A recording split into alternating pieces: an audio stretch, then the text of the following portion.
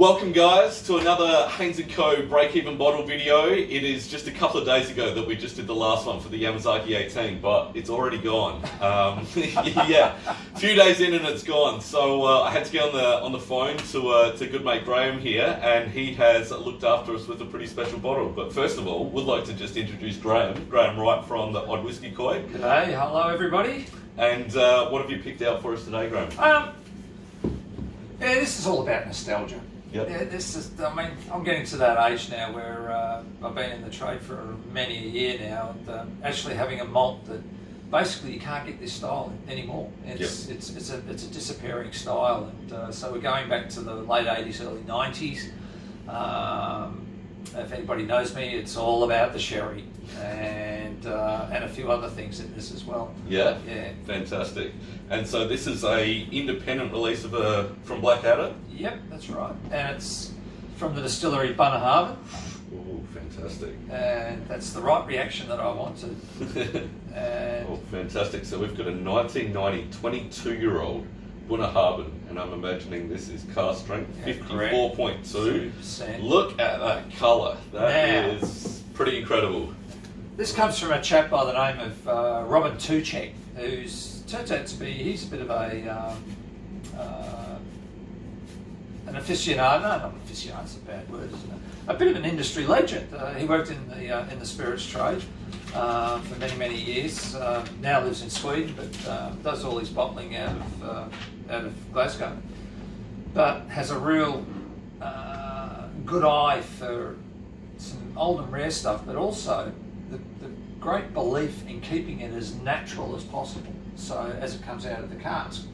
So one of the great features of his whiskey is, we've heard of filtration, and we've heard of a lot of independents that try and avoid filtration. Well, sometimes they usually put on a fairly coarse filter anyway, just to make sure that they get the bits out. And Robin leaves the whole box of dice in, so there's muck flying around in the bottom.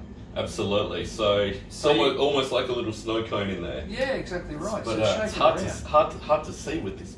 This is an intense sherry colour. That is quite amazing, isn't it? Pretty far out. But yeah, certainly can see the bits of cask in the bottom there. And people actually seek out bits of cask in the Blackadder. Famously, I had a tasting where a guy absolutely remonstrated. He says, "Where the hell's my bits? They add texture." Oh, so I had to go around, shake up the bottle, and re-pour it, as you do. But probably the interesting thing is, I normally ever talk about colour, because you can add caramel colour. Absolutely. So, there's always a thing. For sure. Robin's always maintained, I don't use any colouring at all. It's as it's come out of the cask.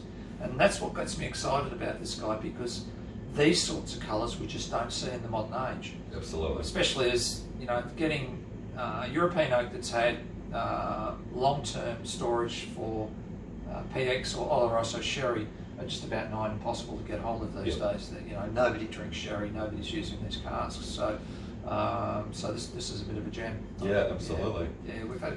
It's under his statement series, so he picks his very best barrels that he gets in. He puts out under his statements. And I imagine he'd have a good relationship with a lot of these distilleries where he's getting these barrels from. Yeah, but they all know him. He's been in the trade. Absolutely. Yeah. No, absolutely. Yeah. Well, should we get stuck in? Oh, here we go. Cheers. Now we are drinking these again out of our beautiful hand-blown Demerol whiskey glasses. Yeah, very nice. Cheers. Langevard. Neat, no water, as it should be. Absolutely. Agreed. Agreed. Big expressive nose. It's huge. All that. But really expressive sherry. It's what you'd imagine from just a massive sherry cask. But may I say, very clean. Yeah, absolutely, so absolutely. Not getting any sticks. Yeah, absolutely. It's certainly not blowing my face off at 54%. So.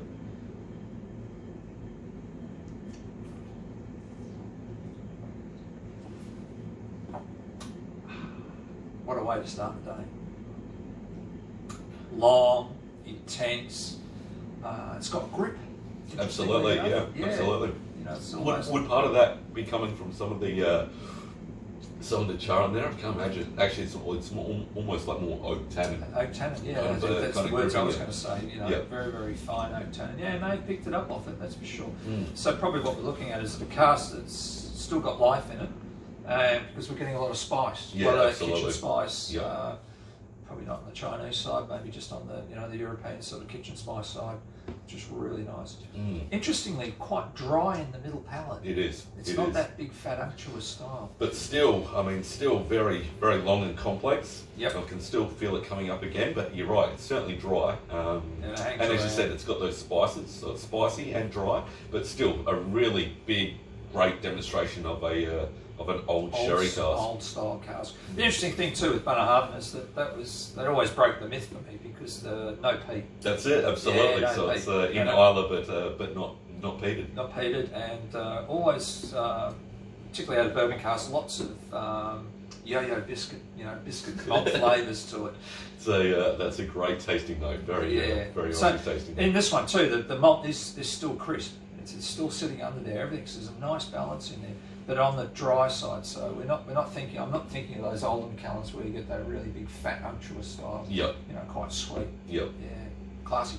No, this is absolutely fantastic. So again, these guys are going to be able to come in and try this for, I believe it's something like $22 a nip, which is just absolutely ridiculous. So I might even have to. I think you make mine 2 fingers, please. Yeah, absolutely. So now, Graham, we're also going to be seeing you at the Whiskey Show on Saturday. Yeah, it's actually this Saturday at the Stanford Plaza. So just down the road from us on Hindley Street.